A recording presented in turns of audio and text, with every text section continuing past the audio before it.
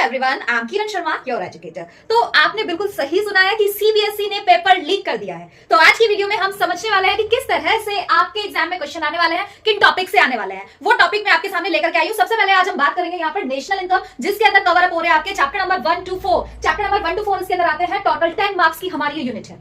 जो हमारी यूनिट है नेशनल इनकम, टोटल 10 मार्क्स आपको यहाँ से मिल रहे हैं। अगर आपने नेशनल इनकम बिल्कुल कंप्लीट कर लिया तो मान लीजिए कि आपके 10 मार्क्स बिल्कुल कंप्लीट हो गए हैं। ठीक है, देखिए यहाँ से क्या आएगा, 1 MCQ 1 mark, 1 question 3 marks, 1 question from 6 marks. ठीक है, 3 मार्क्स का 1 क्वेश्चन आपको देखने को मिलेगा नेशनल इनकम से, 6 मार्क्स का क्वेश्चन देखने को मिलेगा और 1 एमसीक्यू। ठीक है, ये चीजें टोटल नेशनल इनकम वाली यूनिट से आएंगी। तो कौन से टॉपिक्स हैं जहां से क्वेश्चन आपका आने वाला है। देखो, अगर अभी तक कुछ भी नहीं पढ़ा है तो जो टॉपिक्स मैं आपको यहाँ पे बता रही हूँ उन टॉपिक्स को आप कर लीजिए। आपके 80 आउट ऑफ 80 मार्क्स आने वाले हैं।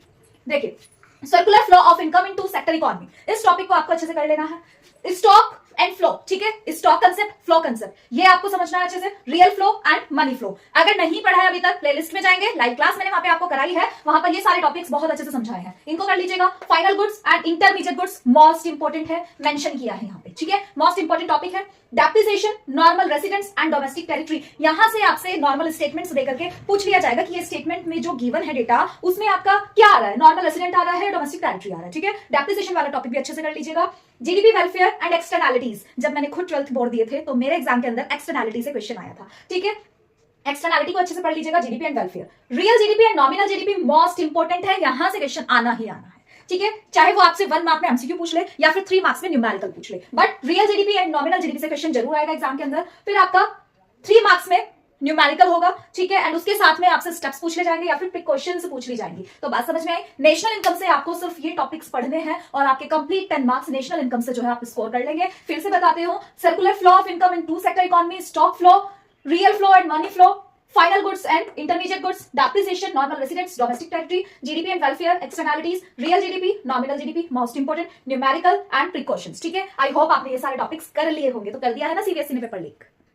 पर हम देखेंगे कि हमारी जो सेकेंड यूनिट है मनी एंड बैंकिंग, उससे कौन से क्वेश्चंस आ रहे हैं।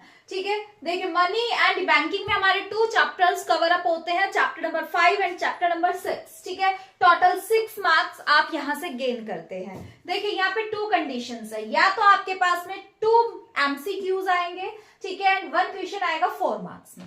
ठीक है, या फिर आपसे 1 केस स्टडी पूछ ली जाएगी जो कि 6 मार्क्स की होगी। ठीक है, तो टॉपिक कौन कौन से हैं। एमसीक्यू आपको प्रिपेयर करने हैं मनी सप्लाई से, फीचर्स ऑफ मनी से। ठीक है, यहां से एमसीक्यू क्वेश्चन आ सकता है आपका। नेक्स्ट है function of RBI, most important. ऐसा कोई आपको क्वेश्चन पेपर नहीं मिलेगा प्रीवियस ईयर का जिसके अंदर फंक्शंस ऑफ आरबीआई से क्वेश्चन ना आया हो। ठीक है, गारंटेड है 100% फंक्शंस ऑफ आरबीआई से क्वेश्चन जरूर आना है। ठीक है, वर्किंग ऑफ मनी मल्टीप्लायर से क्वेश्चन आ सकता है। ठीक है, या फिर वर्किंग ऑफ इन्वेस्टमेंट से, जो कि हमारा क्रेडिट क्रिएशन से रिलेटेड है, मनी क्रिएशन से रिलेटेड है। ठीक है, केस स्टडी में 6 मार्क्स का इवोल्यूशन ऑफ मनी से क्वेश्चन आ सकता है या फिर डिजिटल मनी से क्वेश्चन आ सकता है। ठीक है, तो बस ये टॉपिक है जो आपको प्रिपेयर करने हैं मनी एंड। तो अब हम बात करेंगे यहाँ पर चैप्टर नंबर 7, 8 एंड 9 की, जहां से आप स्कोर करने वाले हैं 12 मार्क्स। यहां से क्या क्या आएगा बच्चा, देखिए, ये हमारी 3rd यूनिट की बात हो रही है यहाँ पे, जिसके अंदर आता है chapter number 7, chapter number 8 and chapter number 9। ठीक है, यहां से 4 एमसीक्यूज आने वाले हैं, 4 एमसीक्यूज आएंगे जो 4 मार्क्स कैरी कर रहे होंगे आपके। ठीक है, 2 क्वेश्चंस आपको यहाँ पर मिलेंगे 4 मार्क्स के। ठीक है, मीन्स 1 क्वेश्चन 4 मार्क्स में आपको थ्योरी से मिलने वाला है, 1 क्वेश्चन थ्योरी से होगा। ठीक है, and 1 question from numerical.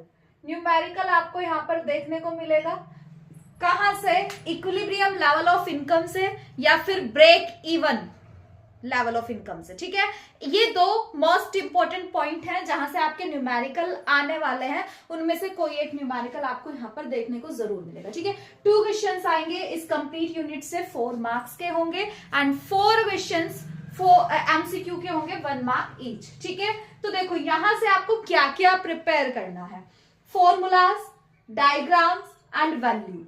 Clear है, saving curve can be derived from consumption function. Consumption function से सेविंग कर्व को कैसे डिराइव कर रहे हो, ठीक है, एंड कंजम्पशन कर्व को सेविंग फंक्शन से कैसे डिराइव कर रहे हो, ये चीज आपको सीख लेनी है अच्छे से, ठीक है। फिर आती है बात हमारे नेक्स्ट चैप्टर की, impact of excess and deficient demand on income, employment and output, ठीक है, कि अगर एक्सेस डिमांड है तो उसका इनकम, एम्प्लॉयमेंट एंड आउटपुट पर क्या इंपैक्ट पड़ रहा है, इंक्रीज हो रहे हैं या डिक्रीज हो रहे हैं। डिफिशिएंट डिमांड है तो डिफिशिएंट डिमांड का इनकम, एम्प्लॉयमेंट एंड आउटपुट पर क्या इंपैक्ट पड़ रहा है, क्लियर है बात।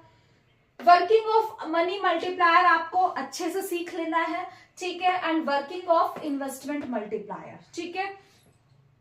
How can RBI correct excess और डिफिशिएंट डिमांड, आरबीआई जो है एक्सेस और डिफिशिएंट डिमांड को किस तरह से करेक्ट करता है, यहां से भी क्वेश्चन आ सकता है, इंपॉर्टेंट है, ठीक है, मोस्ट इंपॉर्टेंट है ये कि आरबीआई किस तरह से एक्सेस या डिफिशिएंट डिमांड को करेक्ट कर रहा है। अभी भी ये क्वेश्चन दिया गया था, ठीक है, पिक्चर बेस्ड क्वेश्चन भी यहां से दे दिया गया था, ठीक है, जो सीबीएसई ने सैंपल पेपर रिलीज किया है। तो बच्चों ये टॉपिक आपको बिल्कुल भी स्किप नहीं करना है, यहीं से आपका पेपर आने वाला है।